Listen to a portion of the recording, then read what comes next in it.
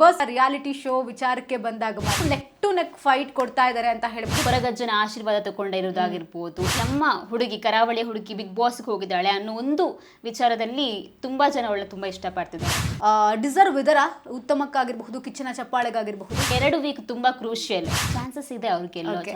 ಅವರು ಎಲಿಮಿನೇಟ್ ಆಗಿದ್ದಾರೆ ಅನ್ನುವಂತಹ ಒಂದಷ್ಟು ವಿಚಾರಗಳು ಕೂಡ ಗೊತ್ತಾಗ್ತಾ ಇದೆ. ಕಾವ್ಯ ಅವರು ಟಾಪ್ 6 ಅಲ್ಲಿ ಇರೋದಕ್ಕೆ ಅನ್ಸಿದ ಜನ ಎಲ್ಲಾನು ಕೂಡ ನೋಡ್ತಾ ಇದ್ದಾರೆ. ಕಂಟೆಂಟ್ ಕೂಡ ಅಷ್ಟೇ ಸ್ಟ್ರಾಂಗ್ ಇದೆ. ಅಶ್ವಿನಿ, ರಕ್ಷಿತಾ ಬಿಟ್ರೆ ಇದ್ದಿದ್ದು ಕಾವ್ಯ. ಆತ್ಮೀಯ ಕನ್ನಡ ಪಿಕ್ಚರ್ ವೀಕ್ಷಕರಿಗೆ ನಮಸ್ಕಾರ. ನಾನು Pallavi N Raj. Day by day Bigg Boss ಮನೆ ಆಟ ರಂಗೇರ್ತಾ ಇದೆ. ಸೊ ಯಾರು ವಿನ್ ಆಗ್ತಾರೆ, ಯಾರು ವಿನ್ ಆಗಬೇಕು, ಟಾಪ್ 6 ಯಾರು, ಕಡೆಯ ಕಿಚ್ಚನ ಪಂಚಾಯಿತಿಯಲ್ಲಿ ಏನೆಲ್ಲ ವಿಚಾರಗಳು ಚರ್ಚೆಯಾಗಿದೆ, ಸೊ ಈ ವೀಕ್ ಯಾರು ಹೋಗ್ತಾರೆ, ಹೀಗೆ ಸಾಕಷ್ಟು ಪ್ರಶ್ನೆಗಳು ಸದ್ಯಕ್ಕೆ ಸೋಷಿಯಲ್ ಮೀಡಿಯಾದಲ್ಲಂತೂ ಹರಿದಾಡ್ತಾನೆ ಇದೆ. ಏನಾಗ್ತಿದೆ ಏನೋ ಗೊತ್ತಿಲ್ಲ ನಮ್ಮ ಸ್ಟೇಟಲ್ಲಿ. ಬಟ್ ಬಿಗ್ ಬಾಸ್ ವಿಚಾರಕ್ಕೆ ಬಂದಾಗ, ರಿಯಾಲಿಟಿ ಶೋ ವಿಚಾರಕ್ಕೆ ಬಂದಾಗ ಮಾತ್ರ ಎಲ್ರಿಗೂ ಬೇಕಾಗಿರೋ ಒಂದು ವಿಷಯ, ಈ ಬಾರಿ ಬಿಗ್ ಬಾಸ್ ವಿನ್ನರ್ ಯಾರಾಗ್ತಾರೆ ಅಂತ.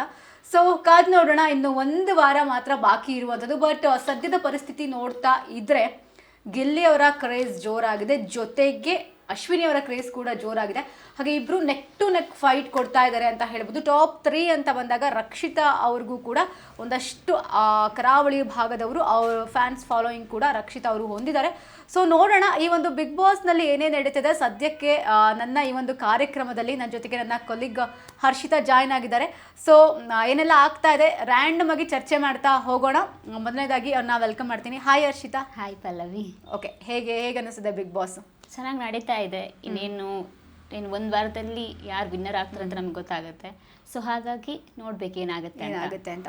ಸೊ ಅಂದರೆ 1 ವೀಕಿಂದ ನಾವು ಮೊನ್ನೆ ಡಿಸ್ಕಸ್ ಮಾಡಿದ್ವಿ, ಸೊ ಏನೆಲ್ಲ ಡೆವಲಪ್ಮೆಂಟ್ಸ್ ಆಯಿತು ಈ ಸೀಸನಲ್ಲಿ ಅಂತ. ಬಟ್ ಪ್ರತಿ ಸೀಸನ್ಗೆ ಹೋಲಿಸ್ಕೊಂಡ್ರೆ ಈ ಒಂದು ಸೀಸನ್ನಲ್ಲಿ ಕಡೆಯ ಹಂತಕ್ಕೆ ಬಿಗ್ ಬಾಸ್ ಬಂದರೂ ಕೂಡ ಒಂದು ಯೂನಿಟಿ ಅನ್ನೋದು ಕಾಣಿಸ್ತಾನೆ ಇಲ್ಲ ಅಲ್ಲ? ಹೌದು. ಅಂದ್ರೆ ಲಾಸ್ಟ್ ಟೈಮ್ ಎಲ್ಲ ಅಂತ ಹೇಳಿದ್ರೆ ಒಂದು ರೀತಿ ಎಲ್ಲರೂ ಒಂದೇ ಕಡೆ ಕೂತ್ಕೊಂಡು ಅಂದ್ರೆ ಒಳ್ಳೆ ಮೆಮೊರೀಸ್ನ ಶೇರ್ ಮಾಡ್ಕೊಂಡೆಲ್ಲ ಇದ್ರು. ಬಟ್ ಈ ಟೈಮಲ್ಲಿ ಏನು ಅದು ಈ ಬಿಗ್ ಬಾಸ್ ಅಲ್ಲಿ ಈ ಸೀಸನ್ ಅಲ್ಲಿ ಆಗ್ಬೇಕಿತ್ತು, ಬಟ್ ಎಲ್ಲೋ ಒಂದು ಮಿಸ್ಸಿಂಗ್ ಅಂತಾನೆ ಹೇಳ್ಬೋದು. ಓಕೆ, ಟಾಪ್ 3 ಅಲ್ಲಿ ಯಾರು ಬರ್ತಾರೆ ನಿಮ್ಮ ಪ್ರಕಾರ? ನನ್ನ ಪ್ರಕಾರ ಅಥವಾ ಜನಗಳ ಪ್ರಕಾರ ಟಾಪ್ 3 ಅಲ್ಲಿ ಗಿಲ್ಲಿ ಅವ್ರು ಇರ್ತಾರೆ, ಅಶ್ವಿನಿ ಅವ್ರು ಇರ್ತಾರೆ, ಅದ್ರ ಜೊತೆಗೆ ನಮ್ಮ ಯಾರು ರಕ್ಷಿತಾ ಅವ್ರು ಕೂಡ ಇರ್ತಾರೆ. ಓಕೆ, ನೀವು ಕೂಡ ಕರಾವಳಿ ಭಾಗದವ್ರು ಆಗಿದ್ದೀರಾ. ಸೊ ನಿಮ್ಮ ಕಡೆ ರಕ್ಷಿತಾ ಅವ್ರ ಕ್ರೇಜ್ ಹೇಗಿದೆ? ಸೊ ಏನು ಅಂತ ಹೇಳಿದ್ರೆ ರಕ್ಷಿತಾ ಅವರು ಎಂಟ್ರಿ ಕೊಟ್ಟಾಗ್ಲಿಂದ ಕೂಡ ಕರಾವಳಿಯಲ್ಲಿ ತುಂಬಾ ಸಪೋರ್ಟ್ ಅವ್ರಿಗಿದೆ. ಅಂದ್ರೆ ಕೊರಗಜ್ಜನ ಆಶೀರ್ವಾದ ತಗೊಂಡಿರೋದಾಗಿರ್ಬೋದು, ಈ ಎಲ್ಲ ಒಂದು ವಿಚಾರದಿಂದ. ಸೊ ಅಲ್ಲಿ ಆಕ್ಚುಲಿ ನಾರ್ಮಲಿ ಏನು ಅಂತ ಹೇಳಿದ್ರೆ ಕರಾವಳಿ ಜನಗಳಿಗೆ ತುಂಬಾ ಏನು ಹುರುಪು ಅಥವಾ ಒಂದು ಎಲ್ಲರೂ ಅವರಿಗೆ ಸ್ವಲ್ಪ ಜಾಸ್ತಿನೇ ಸಪೋರ್ಟ್ ಮಾಡ್ತಾರೆ. ನಮ್ಮ ರೂಪೇಶ್ ಶೆಟ್ಟಿ ಅವರಾಗಿರ್ಬೋದು, ಶೈನ್ ಶೆಟ್ಟಿ ಅವರಾಗಿರ್ಬೋದು, ಸೊ ಎಲ್ಲರಿಗೂ ಒಂದೇ ರೀತಿ ಏನು ಸಪೋರ್ಟ್ನ ಕೊಡ್ತಾರೆ. ಸೊ ಹಾಗಾಗಿ ಈ ವರ್ಷ ಕೂಡ ತುಂಬಾ ದೊಡ್ಡ ರೀತಿಯಲ್ಲೇ ಕರಾವಳಿಯಲ್ಲಿ ಸಪೋರ್ಟ್ ಇದೆ. ಒಂದ್ ಕಡೆ ಬ್ಲೆಸ್ಡ್ ಅನ್ಸುತ್ತಲ್ಲ ರಕ್ಷಿತಾ. ಆಕ್ಚುಲಿ ಏನು ಅಂತ ಹೇಳಿದ್ರೆ ಅವರು ಫಸ್ಟ್ ಬಂದಾಗ ನಾವು ಮೊನ್ನೆ ವಿಡಿಯೋದಲ್ಲೇ ಹೇಳಿದೆ, ಏನು ಅಂತ ಹೇಳಿದ್ರೆ ಅವರು ಫಸ್ಟಿಗೆ ನಮ್ಗೆ ಕರಾವಳಿಯವರಿಗೆ ಪರಿಚಯ ಆಗಿದ್ದು ವ್ಲಾಗ್ಗಳ ಮೂಲಕ. ಸೊ ಆ ಟೈಮಲ್ಲಿ ತುಂಬಾ ಟ್ರೋಲ್ಗೆ ಏನು ಗುರಿಯಾಗಿದ್ರು ಅವರು. ಸೊ ಈಗ ಒಂದು ಒಳ್ಳೆ ಪಾಸಿಟಿವ್ ವಿಚಾರದ ಮೂಲಕ ಒಂದು ನಮ್ಮ ಹುಡುಗಿ ಕರಾವಳಿ ಹುಡುಗಿ ಬಿಗ್ ಬಾಸ್ಗೆ ಹೋಗಿದ್ದಾಳೆ ಅನ್ನೋ ಒಂದು ವಿಚಾರದಲ್ಲಿ ತುಂಬಾ ಜನ ತುಂಬಾ ಇಷ್ಟಪಡ್ತಿದ್ದಾರೆ. ಸೊ ಓಕೆ, ಇದು ಕಡೆಯ ಕಿಚ್ಚನ ಪಂಚಾಯಿತಿ ಅಂತ ಹೇಳ್ಬೋದು. ಸೂಪರ್ ಸಂಡೇ ಇರುತ್ತೆ. ಸೊ ಒಂದಷ್ಟು ಅಪ್ಡೇಟ್ಗಳು ಸೋಷಿಯಲ್ ಮೀಡಿಯಾದಲ್ಲಿ ಸಿಗ್ತಾ ಇದೆ, ನೋಡಿದ್ರಾ? ನೋಡಿದೆ.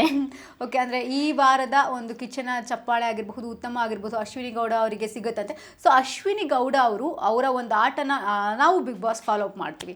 ಸೊ ಅವ್ರ ಆಟನ ನೋಡ್ಕೊಂಡ್ ಬಂದಿರೋದ್ರಿಂದ ಡಿಸರ್ವ್ ಇದರ ಉತ್ತಮಕ್ಕಾಗಿರ್ಬಹುದು, ಕಿಚ್ಚನ ಚಪ್ಪಾಳೆಗಾಗಿರಬಹುದು ಈ ವೀಕ್ ಉತ್ತಮ ಸಿಕ್ಕಿರೋದು ಅವರಿಗೆ ಅಂತ ಇನ್ಫಾರ್ಮೇಶನ್ ಬಂದಿರೋದು. ಐ ಥಿಂಕ್ ಈ ವೀಕ್ ಅವ್ರು ತುಂಬಾ ಡಿಸರ್ವಿಂಗ್ ಇದ್ದಾರೆ, ತುಂಬಾ ಚೆನ್ನಾಗಿ ಆಡಿದ್ದಾರೆ. ಸೊ ಹಾಗಾಗಿ ಈ ವೀಕ್ ಅವ್ರು ತುಂಬಾ ಡಿಸರ್ವಿಂಗ್ ಇದ್ದಾರೆ. ಇನ್ನು ಅದು ಬಿಟ್ರೆ ಅವರ ಮಾತಲ್ಲಿ ಕೂಡ ಈ ವರ್ಷ ನಾವು ಈ ವೀಕ್ ತುಂಬಾ ಕಂಟ್ರೋಲ್ ಅಲ್ಲಿ ಕಾಣ್ತೇವೆ.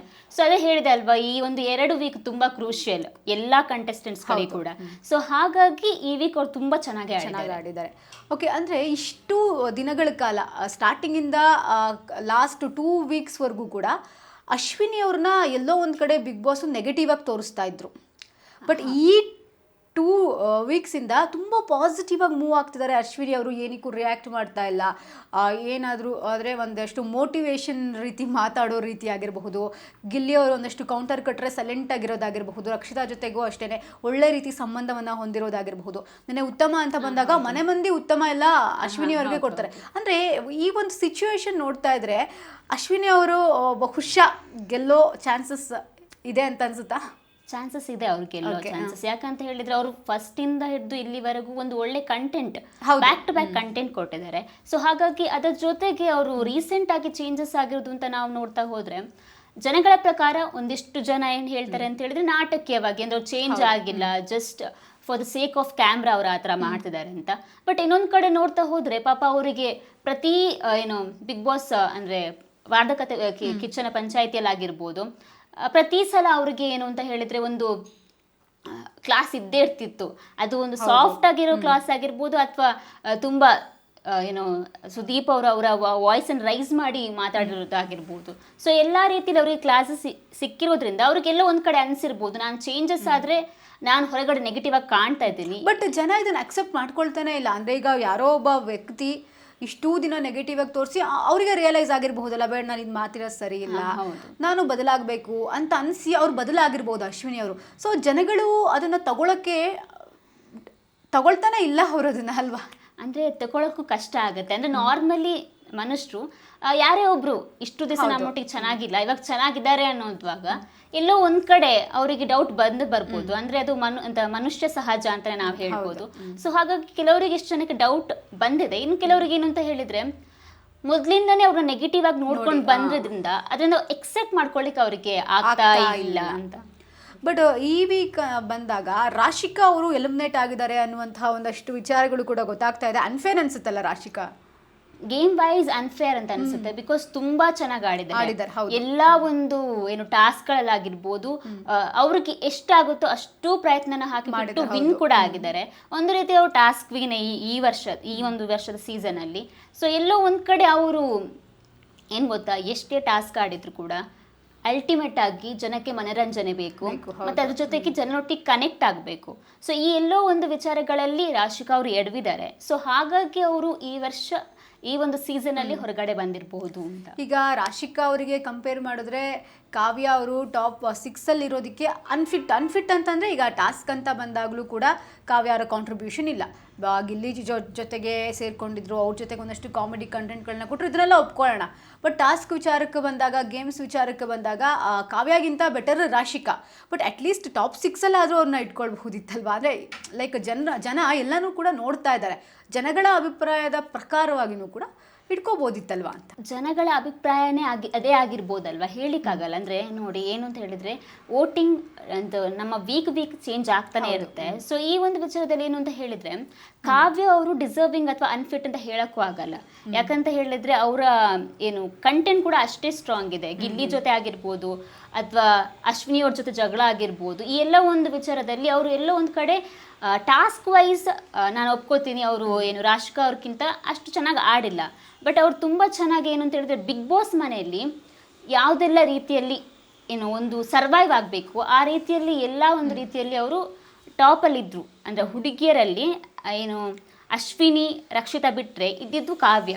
ಅಂದರೆ ಎಂಟರ್ಟೈನ್ಮೆಂಟ್ ಆಗಿರ್ಬೋದು, ಅಂದರೆ ಗಿಲ್ಲಿ ಯಾವುದೋ ಒಂದು ಏನು ಎಂಟರ್ಟೈನ್ಮೆಂಟ್ ಮಾಡಿದ್ರು, ಕಾಮಿಡಿ ಮಾಡಿದ್ರು, ಅದನ್ನ ಪ್ರೊಸೆಸ್ ಮಾಡಿ ವಾಪಸ್ ಕೊಡ್ಬೇಕಲ್ಲ, ಅದು ತುಂಬಾ ಇಂಪಾರ್ಟೆಂಟ್. ಸೊ ಹಾಗಾಗಿ ಆ ಒಂದು ವಿಚಾರದಲ್ಲಿ ಇನ್ನೊಂದೇನು ಅಂತ ಹೇಳಿದ್ರೆ ಒಂದು ರೀತಿ ಅವರ ಬಗ್ಗೆ ಅಂದ್ರೆ ಕ್ರಶ್ ಆಗಿದ್ರು ಅವರು.